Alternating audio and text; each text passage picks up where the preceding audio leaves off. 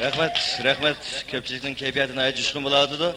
Onda bolsa köpçülüknün muşu coşkun keyfiyatıga dostumuz Enver Efendi'ni bir meydan usulga nakşı okup birişke teklif kılımen. Hani köpçülük kızgın karşı alaylı.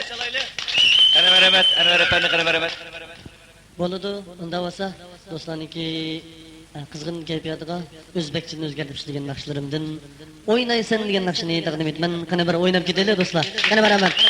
Rahmat, tashakkur.